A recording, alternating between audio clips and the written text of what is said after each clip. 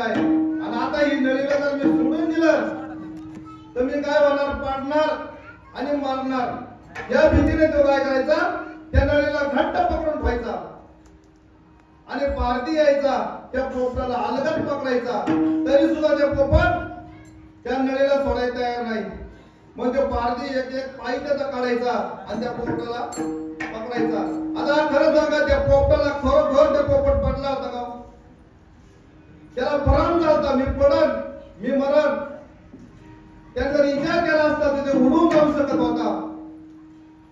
तसं या ठिकाणी मी दुःखी आता ह्या जीवाला भ्रम झालेला आहे. आणि साधू संत काय करतात, ह्या जीवाचा भ्रम काढण्याचं काम करतात. दिला मज सांगते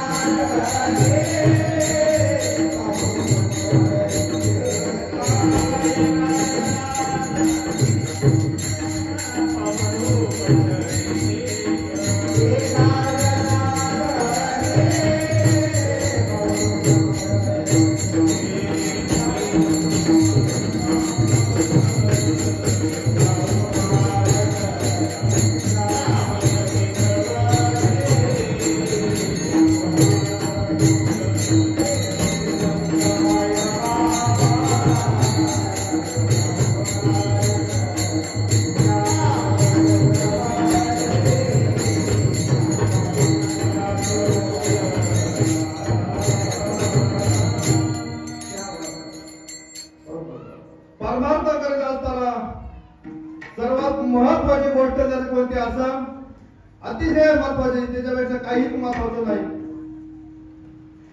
ती म्हणजे सद्गुरु निष्ठा आणि सत्संग. अतिशय महत्वाचं आहे. कारण संत जर जीवनात भेटले नाही तर मार्ग कोणी दाखवू शकत नाही, याच्या उलगडा कोणी होऊ शकत नाही. वास्तविक पाहता माझं 4 माणसांपुढे बोलण्याची योग्यता नव्हती, पण या साधू संतांच्या कृपेने मला या ठिकाणी आणून ठेवलंय. एवढी संतांची पावर असती, क्रिया करून दावी त्या अंगी दयाने ते संत ते संतांची मला क्रिया करून दावीत असतात. संताने जरी गेलो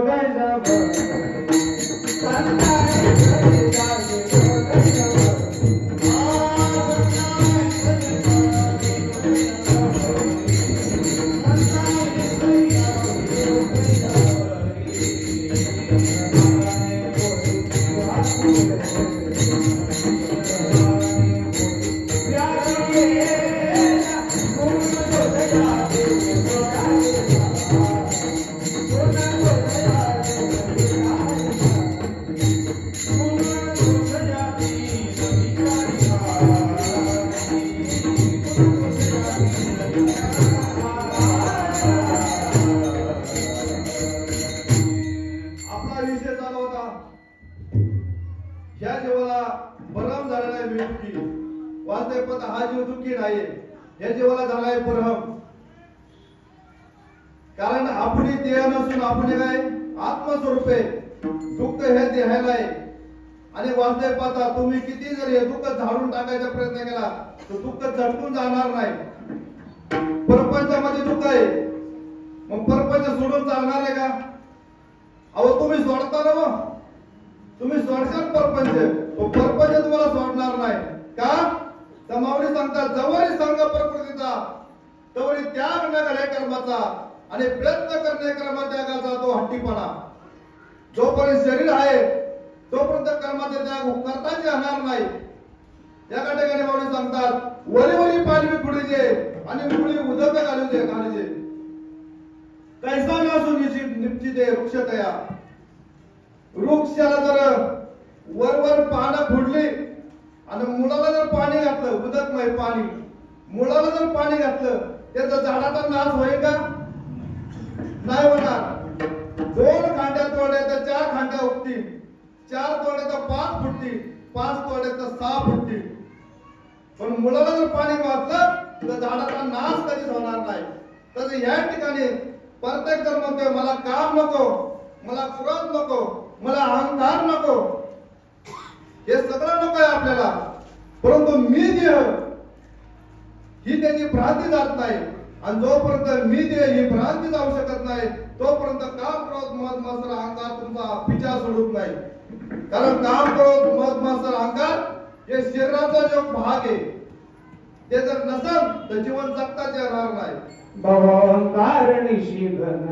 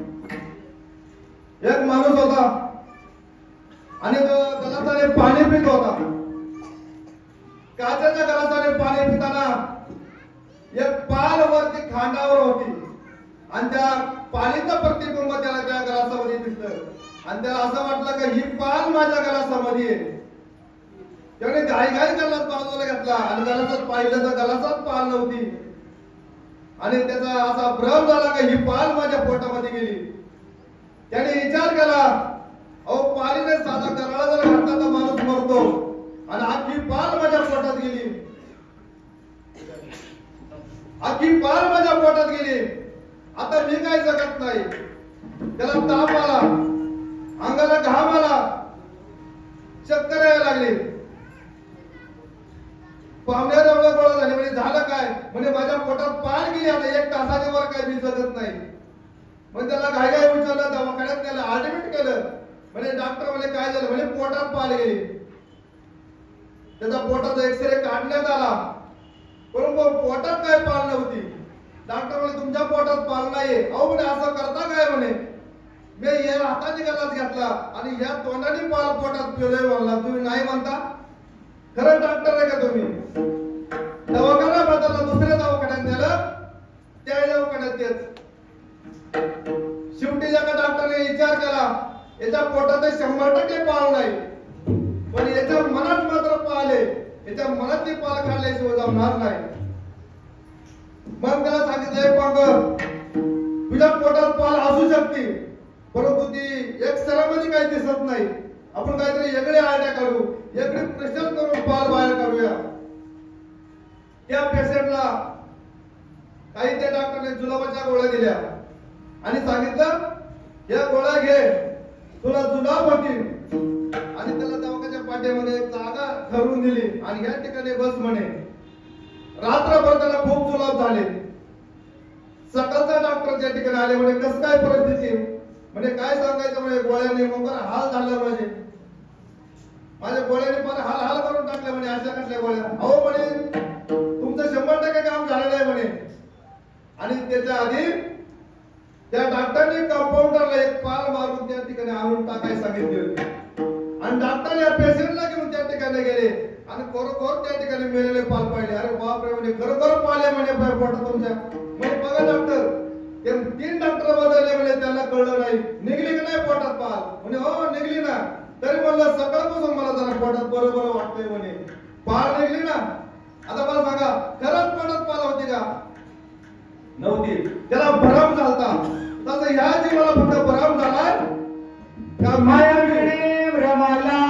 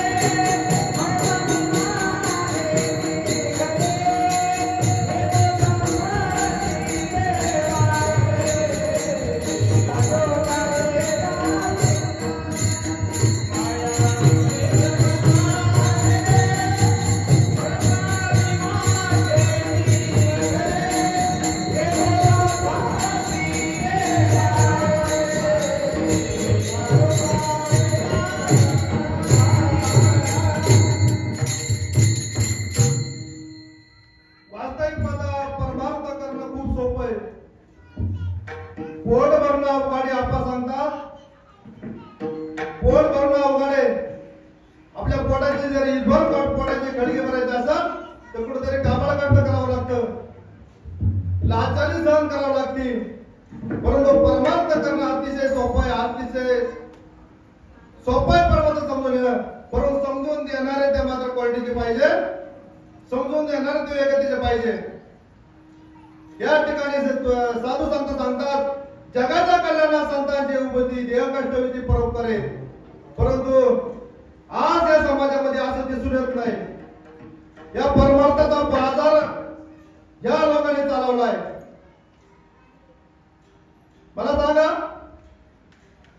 कीर्तन साधू संतांनी हाडाचं गाणे रक्ताचं पाणी केलं आणि एवढे मोठे ग्रंथ लिहून ठेवले समाजाच्या कल्याणासाठी. आज मात्र काय चाललंय? अभंग साधू संतांचे अभंग पोट भरण्यास साधन आहे का? नाही. परंतु याचा बाजार या साधू संत समाजाचे कीर्तनकाराने करून टाकलाय. मला काय सांगायचंय, जर तुम्हाला सुखी व्हायचं असेल, तुम्हाला जर सुख पाहिजे असेल, तुम्हाला खरंच परमार्थ करायचा असेल तर तुम्हाला योग्य गुरु योग्य सद्गुरू निवडावं लागेल आणि त्या योग्य सद्गुरूला त्या महात्म्याला शरण जावं लागेल. आणि त्या महात्म्याला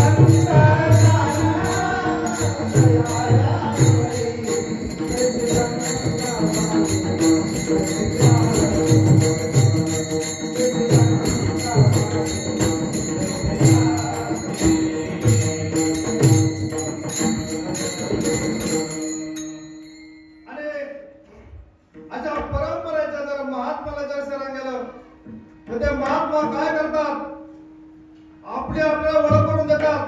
तू देह नसून तू आत्मस्वरूप आहे. या तत्वमसी वाक्याच्या बोधाची ओळख करून देतात. आणि एकदा का त्या तत्वमसी वाक्याचा बोध आपल्याला ठरला का साधकाला मी देह नसून मी आत्मस्वरूप आहे. जन्माना ऐसे के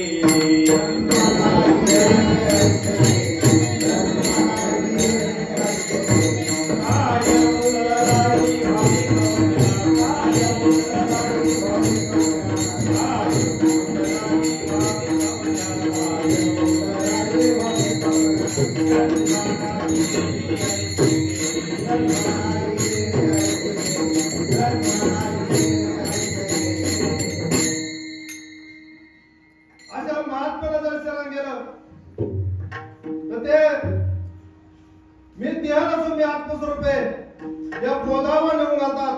आणि एकदा का त्या साधकाला तो बोध ठसला तर मी देह नाही मी आत्मस्वरूप आहे. मग मला सांगा ह्यो देहापुरी नाही, मग या देहाची हडसाल न करायची का? याची काळजी घ्यायची नाही का? घ्यायची काळजी, पण कशी? एक दृष्टांत सांगतो. आपण भाड्याच्या घरामध्ये राहतो, भाड्याच्या घरामध्ये, आणि महिन्याला त्या घराचं भाडं देतो. मग ते घर पडलं तर बांधतो का? नाही बांधित. परंतु आपलं घर नाही म्हणून आपण त्याला आता खराब करतो का? आणि त्याला वरकडे वडणे किंवा कुठेतरी तोडणे करतो का? नाही. त्या घराची गरजेपुरतं आपण डागडुगी करीत असतो आणि त्या घरावर आपण आसक्त वागतो. हे माझं घर आहे, हे घर माझं आहे, ही आपल्याला त्याच्यामध्ये काहीच आसक्ती नसते. म्हणून या ठिकाणी साधू संत या जीवाला बोध करून देतात, तू देह नसून तू आत्मस्वरूप आहे. एक ना एक दिन बदलना पड़ेगा, एक ना एक दिन बदलना पड़ेगा, एक ना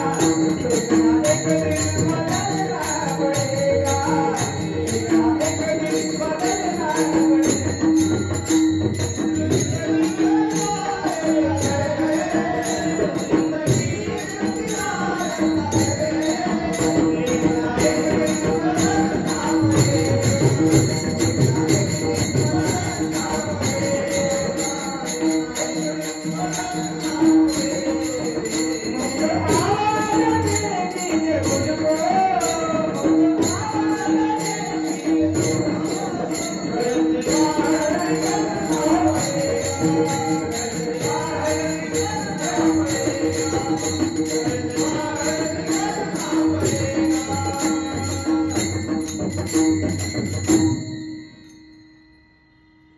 तैसे जीर्णवस्त्र साडीले मग नूतन वेलीले तैसे त्यातरी शिकारीचे चैतन्याचे.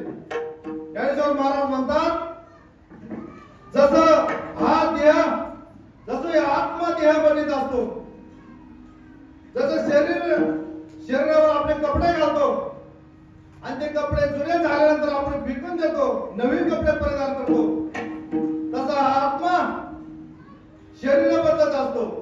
पण आपण जे नाही आपल्या आत्मस्वरूप आहे. आणि असा जेव्हा पोच साधकाला ठसतो तेव्हा तो आपल्या शरीरावर उदास होतो, हे तेव्हा उदास होतो. अभंग त्याच्या पडले गाना जे नाही मुराद,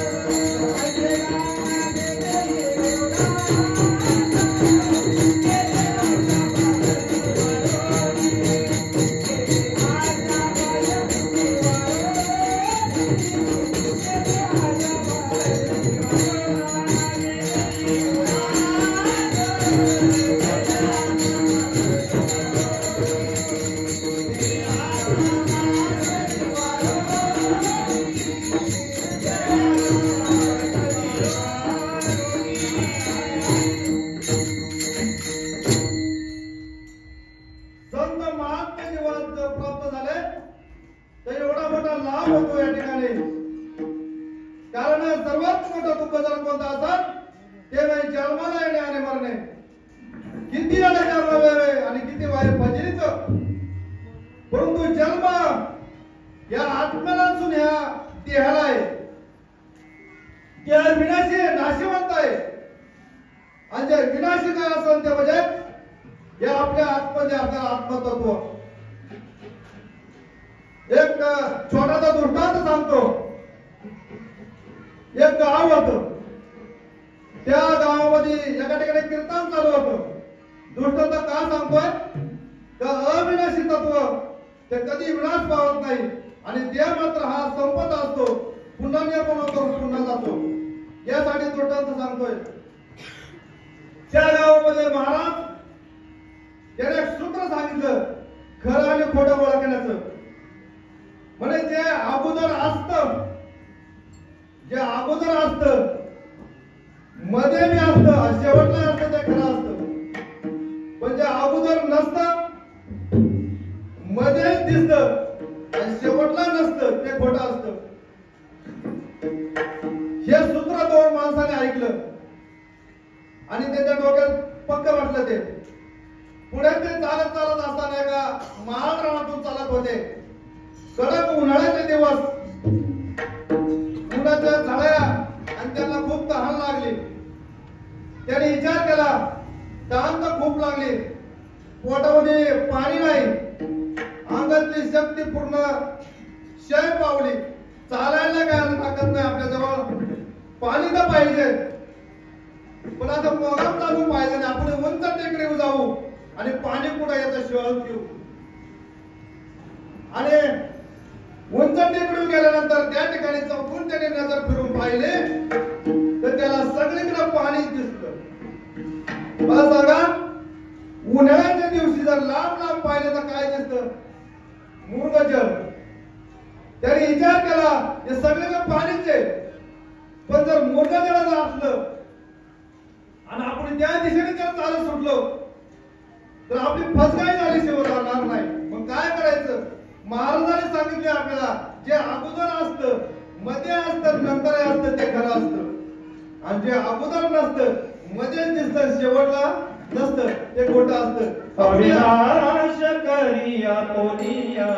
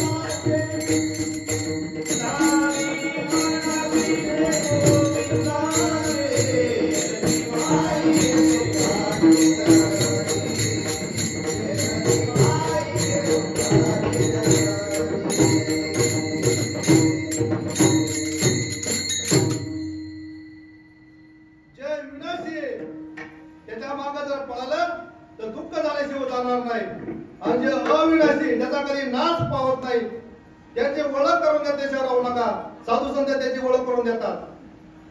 मग त्या दोन वाटसरूंनी विचार केला सगळीकडे पाणी दिसतंय पण मृगजळ सुद्धा असायची शक्यता आहे. पण त्यांनी काय केलं म्हणजे आपण हे पाणी सकाळचं पाहूया. सकाळचं पाहिलं तर कुठंच त्याला पाणी दिसलं नाही, पण एका ठिकाणी मात्र पाणी त्यांना कुठेतरी छोटस काहीतरी चमकलेलं दिसलं. त्यांनी ते दुपारी परत पाहिलं सगळीकडे दिसायला लागलं आणि संध्याकाळी त्यांनी परत पाहिलं तर परत मात्र कुठंच काही दिसत नव्हतं, पण एका ठिकाणी ते चमकत होतं ते तसंच होतं. मग त्यांनी त्या जे चमकत होतं त्या ठिकाणी वाटचाल चालू केली, त्या ठिकाणी त्याला पाणी भेटलं. मग आता आपण काय करू?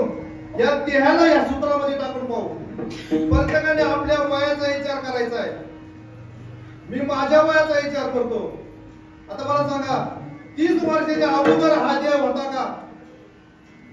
30 वर्षाच्या अगोदर हा देव होता का नव्हता आणि आपल्याला 100 वर्ष आयुष्य आहे असं गृहीत धरू त्याचाही भरोसा नाही पण धरू गृहीत हा देह 100 वर्षानंतर असणार आहे का नसणार आहे मग अगोदरही नाहीये नंतरही नाहीये पण आता मात्र दिसतोय म्हणजे काय खोट आहे हे खोट्याच्या मागे धावायचं नाही परंतु हे समजून घेण्यासाठी तुम्हाला योग्य सदुपयोग करावा लागेल त्याच आणि योग्य सदुपयोग काय करतात ते देवाची ओळख करून देतात अरे व्यवहारामध्ये जर आपल्याला काही पाहिजे नसेल एखाद्या व्यक्तीला जर भेटायचं असेल तर त्याची पहिल्यांदा ओळख करून घ्यावी लागते मग परमार्थामध्ये ओळख असावं का नसावं तुकाराम सांगतात आधी देवाशी ओळखावे मग अनन्य भावे भाजावे सगळेच जण सांगतात देवाचं नाव घ्या देवाचं नाव घ्या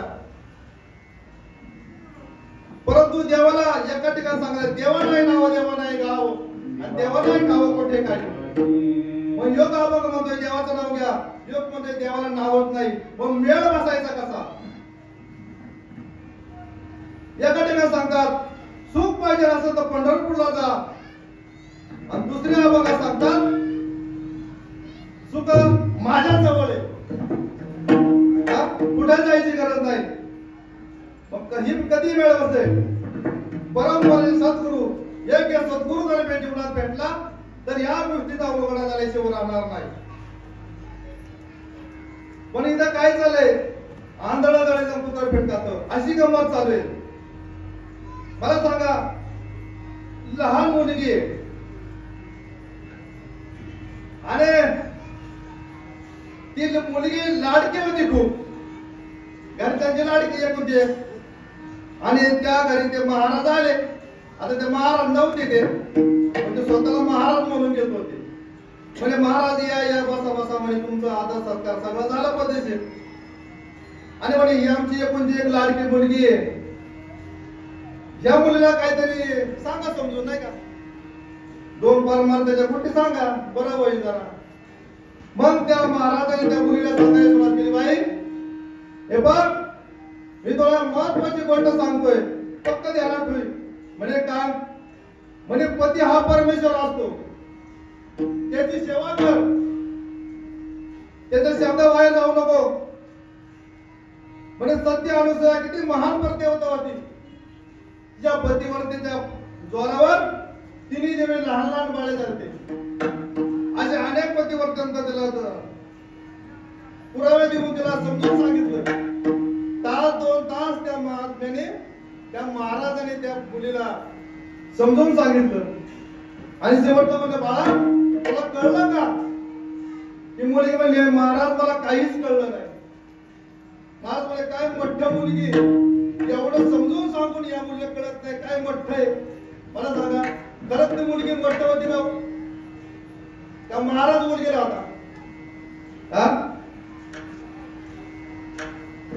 आधी त्या मुलीला काय करावं लागत होतं त्या मुलीचं लग्न करावं लागत होतं तिला सांगावं लागत होतं हा पती तुझा आणि मग तिला पात्यवर्तेचा धर्म समजून सांगावं लागत होता आणि मग तिच्यामध्ये एक अशी पॉवर निर्माण झाली असती आपणासारखे काही तत्काळ नाही काळा वेळ करायला लागेल पण या ठिकाणी फक्त सांगतात घे देवाचं नाव करा देवाचे भक्ती घे देवाचं नाव करा भक्ती पण कुठेच वेळ बसत नाही आणि त्यासाठी अनुभवी संतांना शरण जाणं गरजेचं आहे अनुभवी आणि अनुभवी संत काय करतात अनुभव आला तो हे जगात येत एक नदी होती त्या नदीला भरपूर असा पूर आलता आणि एक मारवाडी होता त्या मारवाडीला नदीच्या पलीकडे जायचं होतं परंतु पलीकडे जायचं त्याचं काही साधन नव्हतं त्याला पोहता येत नव्हतं आणि त्याने एका गायडन्स करणारा ते नदीच्या कडेला जे बरेच जण बसले होते गायडन्स करणारे असं परमार्थ करा तसं करा असा आवाज काढा तसा आवाज काढा आणि मग त्याने सांगितलं बाबा मला या नदीच्या पलीकडे जायचंय कसं जावं जाणं तर खूप गरजेचं आहे तळमळ होती त्याच्या जवळ विचाराजवळ खूप तळमळ होती जायचंय पण कसं जावं त्याने सांगितलं एक काम कर इथून 10 फूट पुढे जा, 50 फूट इकडे जा, 100 फूट पुढे जा आणि सरळ जा म्हणे. काहीच अडचण येणार नाही, तू सरळ जाणार म्हणे. म्हणे ठीक आहे जातो. पण त्याने विचार केला म्हणे ह्या माणसाच्या हातात काठी का? म्हणे काय आहे काठी का? अहो म्हणे मी जलमतात लागला आहे म्हणे. म्हणे असं?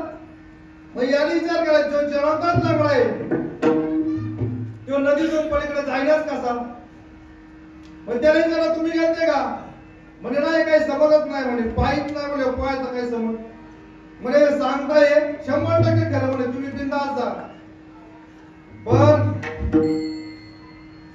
तो वाट स्वरूपात तो शून्य होता. त्यांनी त्यावर विश्वास नाही ठेवला. दुसऱ्या जणाला विचारलं, त्यांनी तसेच वाकडे तिकडे सल्ले दिले. निराश झाला, हताश झाला आणि एका जागेत जाऊन बसला. पण आयशी कळवळायची जाती करतील अभावने प्रती असं एकदम महात्मा त्या ठिकाणी आला. त्याच्या पाठीवर हात पडला. म्हणे बाबा काय झालं? म्हणे काय करावं म्हणे, नदीला पूर आलाय, नदीच्या पलीकडे जायचंय म्हणे. तिकडे गेल्याशिवाय गत्यंतर नाही. पण मला तर काय मार्ग सांगायला कोणी तयार नाही. सांगतात तर ते लांबून लांबूनच मला सल्ले देतात, मला काय कळत नाही. म्हणे घाबरू नको तू, खूप सोपं आहे म्हणे. म्हणे कसं जायचं? माझ्या मागे ये म्हणे. आणि मग त्या महात्म्याने धोतर खावलं, अंगातला शर्ट काढला, डोक्याला गुंडाळला आणि नदीत उडी टाकली आणि याच्या हाताला धरून पलीकडे नेलं. असे महात्मे असतात. किल्ला करून दिसत ते. मला सांगा संतांसारखं बनायचं का वागायचं? संतांसारखं बनायचं का वागायचं? तर संतांसारखं बनायचं असतं, वागायचं नसतं. आणि आज काय चाललंय? संतांसारखं वागायचा प्रयत्न करतात. म्हणून मग मधीच काहीतरी बातमी ऐकू येते का ह्या महाराजांनी असं कसं काय केलं, हे असं कसं झालं? याचं कारण तो संत बनला नव्हता, संतांसारखं वागत होता. एका गावामध्ये मोठा आखाडा होता, कुस्त्यांचा आखाडा. आणि त्या आखाड्यामध्ये खूप लांब लांबचे हिंद केसरी नावाजलेले पैलवान त्या ठिकाणी आले. आणि योग असा अगरबत्तीचा लुकडा माणूस होता. त्याने पैलवान पाहिले आणि त्या पैलवानाला तो मोहित झाला. विचार केला खूप पैलवान, किती ताकद, किती आकड त्यांची, पिळदार शरीर. म्हणजे आपल्याला पैलवान बनायचं. पण माहित काय नाही, पैलवान कसं बनायचं काहीच माहिती नाही. त्याच्या पैलवानाची गाठ घेतली, त्याला विचारलं मला पैलवान बनायचं म्हणजे कसं बनावं लागेल? त्याने सांगितलं तुला व्यायाम करावं लागेल, खुराक खावा लागेल, पहाटे 3 वाजता उठावं लागेल. त्याने विचार केला एवढं खाटापटी आपल्याला काही झापल्याचं काय होणार नाही. म्हणजे मग मला एक काम कर म्हणे, पहिलं म्हणायचं लक्ष लिहून दे. आता त्या पैलवानाने काय केलं, सगळी लक्षणं लिहून दिली.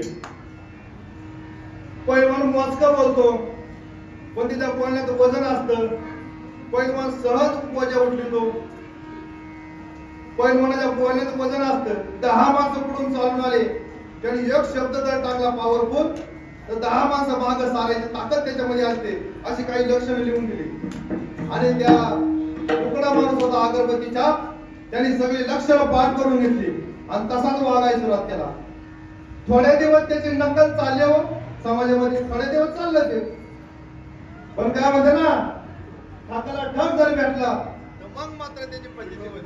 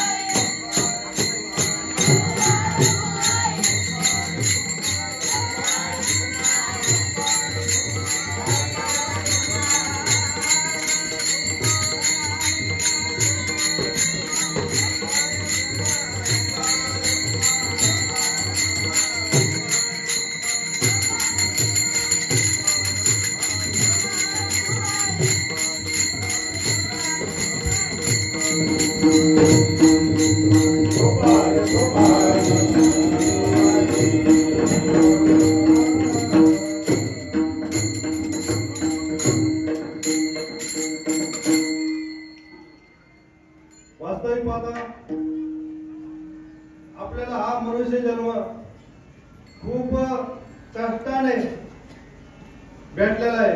सहजासहजी हा मनुष्य जन्म आपल्याला भेटलेला आहे आणि एकदा का हा जन्म गेला पुन्हा हा जन्म भेटणे याची काही गॅरंटी नाही. किती याला जन्म व्हाय किती व्हायला पाहिजे. म्हणून ह्या जन्मातच भगवंताची ओळख होणे गरजेचं आहे. आपण प्रपंचामध्ये खूप प्रपंचाला महत्व देतो पण परमात्म्याला मात्र येळ भेटला तर करतो तसं नाही. याला खूप अत्यंत महत्व देणं गरजेचं आहे. बोलण्यासारखं खूप काय आहे परंतु येळेच्या अभावी काही गोष्टी आवडत्या घ्याव्या लागतात. साधू संत काय करतात, नामचिंतन कसं करायचं एक साधन सांगता. एक शेवटचं सांगतो. मी जे बोलतो ती वैखरी वाणी रामकृष्ण हरी वैखरी वाणी जपायचं मंत्र आहे. आणि दुसरी मध्यमवाणी वाणी कोणती. एखादा मनुष्य जर रस्त्याने येत असला आणि रस्त्याने येता नाही तो काहीतरी बोलतो पण आपल्याला ऐकू येत नाही आणि आपण त्याला म्हणतो काय बडबड करत होता. आता तो बडबड करतोय आपल्याला ऐकू येतं का नाही येत पण तरी आपण म्हणतो काय बडबड करतो. ज्या वाणीचे भाव शरीरावर प्रकट होतात त्याला मध्यमवाणी म्हणायचं. आणि पश्चंती वाणी म्हणजे कोणते. कंठ हालेना मुख हालेना जीवास मरेना राम राम हमारा जप करे आम बैठे आराम. याला पश्चंती वाणी म्हणायचं. पश्चंती वाणीचे भाव कोणत्याही प्रकारे शरीरावर उमटत नाही. आपल्या पूर्वजाचं नाम हे पश्चंती वाणीने करायचं असतं. आजी आजी शांत बसा. आजी वाणीने पलीकडे हा आजी आजी पांढऱ्या साडीवाल्या चष्म्यावाल्या हा शांत शांत शांत. पूर्वजाचं चिंतन खूप महत्वाचं आहे. शेवटचं सांगतो. पश्चंती वाणीचे चिंतन करीत असताना आपल्याला परवाणी खोलायची असते. परवाणी सगळ्यांजवळ नसते, ती साधू संतांजवळ असते, ती खोलायची असते आणि एकदा कधी खोलायची. शेवट मी आपण घेतो लवकर शेवटचा मुद्दा सांगतो. परवाणी खोलायची असते. परवाणी खोलल्यानंतर काय होतं. तुकाराम महाराज सांगतात माझी मन झाली अनावर वाचा छंद या नामाचा घेतला असे.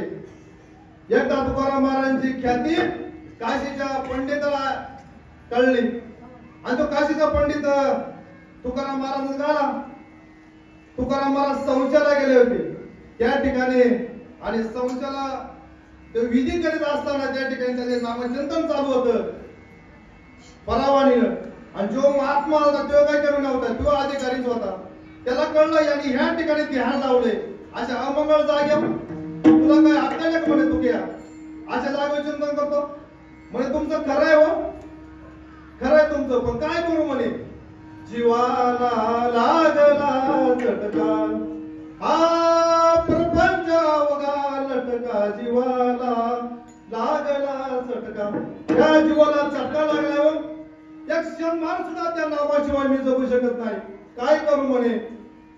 म्हणे असं एवढी तुझी जीव अनावर झाली का. त्या तुकाराम महाराजांची जीव हातभर बाहेर ओढून काढली. अहो रोमांतून नामचिंतन बाहेर आलं. याच्यातून काय घ्यायचं. अरे कितीही दुःख जर झालं तर ते नामचिंतन सोडू नका. हे कधी शक्य होईल ज्या तुमची परामानी खोलल्या जाईल त्या गोष्ट शक्य होईल.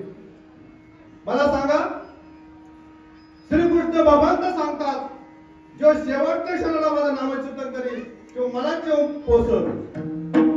पण विज्ञान सांगत मनुष्य ज्यावेळेस जेव्हा मरतो त्यात एक एक पार्ट त्याचा निकामी होत जातो. एखादा म्हातारा वयोवृद्ध माणूस ज्यावेळेस सेवा पडतो मृत्यूच्या दारात जातो काही क्षणाने जो मारणार आहे त्यावेळेस अनेक पाहुणे रावळे जमतात आणि जमल्यानंतर मग काय करतात मोठ्याने बोलतात बाबा मी आलोय माझ्या गप्पात. बाबा एक नाही दोन नाही कान गेले कान बाहेर झाले. नंतर काय करतात बाबा माझ्या गप्पात मी आलोय. बाबा डोळं वाशील पण बाबा काही पाहत नाही म्हणजे डोळे गेले. नंतर बाबाला चिमटा घेतात बाबा होऊ नये हा नाही श्वास चालू आहे परशेनान हे सुद्धा गेलं. विज्ञान सांगत मरता क्षणी त्याचा एक एक पार्ट निकामी होत असतो. बुद्धी सुद्धा त्याची काम करायचं सोडून देते. मग अशा क्षणाला अशा शेवटच्या टप्प्यात त्याला कसं कळून कापडी देवाचं नाव घ्यायचं. मग त्यावेळेस त्याची जी परवानगी खोलल्या जाईल आणि ते परवानगी खोलल्यानंतर त्या परवानगीने चिंतन त्या ठिकाणी चालू होतं. मला वाटतं